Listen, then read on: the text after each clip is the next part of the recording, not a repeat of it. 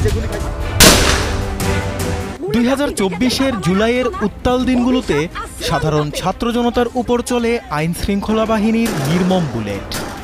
সেই বুলেটে ঝাঁঝরা করে দেওয়া হয় কারো বুক, কারো মাথা, কারো চিরতরে কেড়ে নেওয়া হয় দৃষ্টি, কাউকে বরণ করতে হয় পঙ্গুত্ব। গণহত্যার সেই দিনগুলিতে ঘটে যাওয়া মানবতাবিরোধী অপরাধের দায়ে মূল অভিযুক্ত ক্ষমতাচ্যুত প্রধানমন্ত্রী শেখ হাসিনা।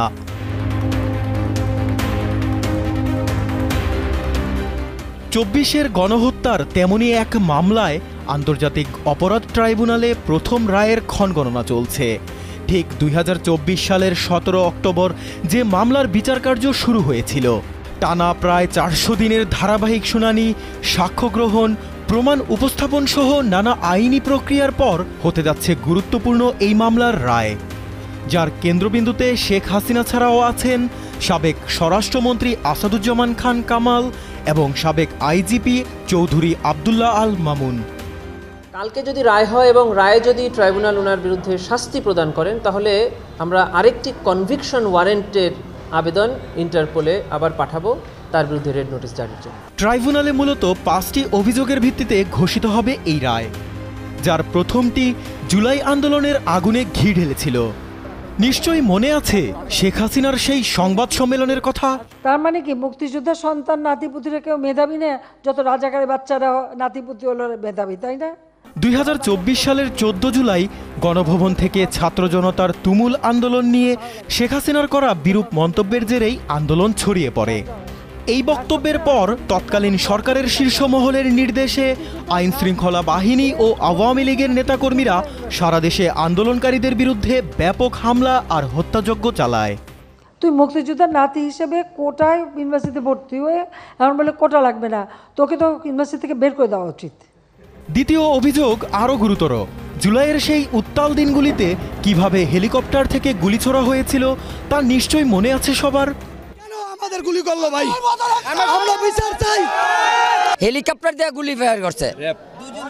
এগুলো আমাদের দুইটা বাচ্চা মারা গেছে, একটা 15 বছরের আর একটা 12 বছরের। ট্রাইব্যুনালে অভিযোগে বলা হয় শেখ হাসিনা আন্দোলন দমনে হেলিকপ্টার, ড্রোন এবং প্রাণঘাতী অস্ত্র ব্যবহারের নির্দেশ দিয়েছিলেন। নির্দেশনা দেওয়া আছে, ওপেন নির্দেশনা দিয়ে দিচ্ছে, এখন লেখা লিখবেন ব্যবহার করবে, যেখানে পাবে সেটা গুলি করবে। সেই নির্দেশ বাস্তবায়নের জন্য স্বরাষ্ট্রমন্ত্রী আসাদুজ্জামান খান কামাল এবং তৎকালীন আইজিপি মামুন আইন শৃঙ্খলা বাহিনীকে বিশেষ নির্দেশনা দেন এবং এর প্রেক্ষিতে দমন নিপীড়ন আরও বাড়ানো হয়। যে হেলিকপ্টার ব্যবহার করা হয়েছে এবং হেলিকপ্টার ব্যবহার করে র্যাবের হেলিকপ্টার থেকে গুলি করা হয়েছে, সেই ব্যাপারে আমাদের তদন্ত সংস্থা প্রমাণ পেয়েছেন। প্রধানের নির্দেশ বাস্তবায়ন করেছেন তার নিচের যারা অফিসার ছিলেন তারা, সুতরাং তিনি কমান্ড রেসপন্সিবিলিটির দায়ে অভিযুক্ত। 2 হাত প্রসারিত করে পুলিশের বুলেটের সামনে দাঁড়িয়ে প্রতিবাদ। জুলাই আন্দোলনের বাঁক বদলে দেয়া আবু সাঈদকে হত্যার কথাও নিশ্চয়ই সবার স্মৃতিতে এখনো জ্বলজ্বলে।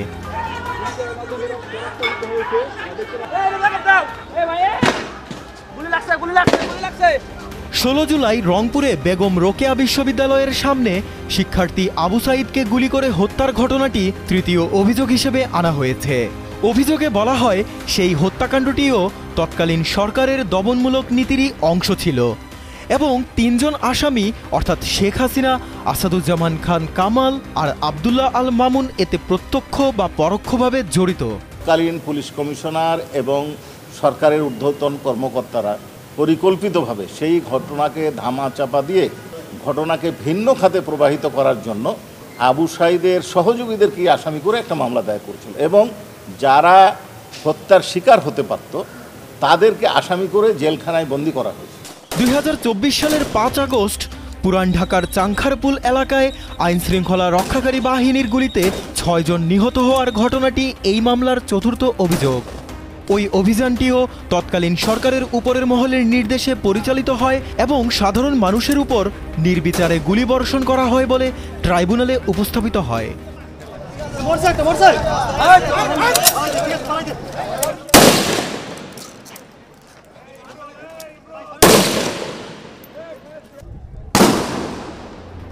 ছাত্র জনতার আন্দোলনের সময় আশুলিয়ায় ঘটে আরেক ভয়াবহ ঘটনা।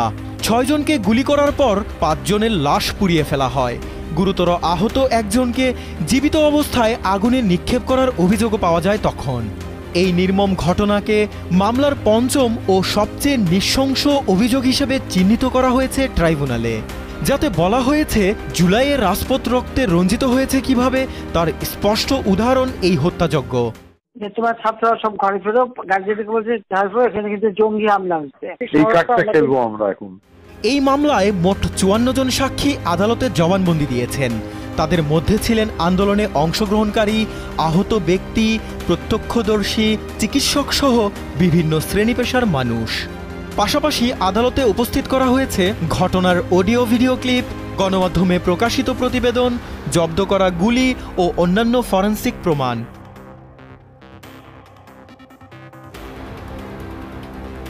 জাকারিয়া হোসাইন, যমুনা নিউজ।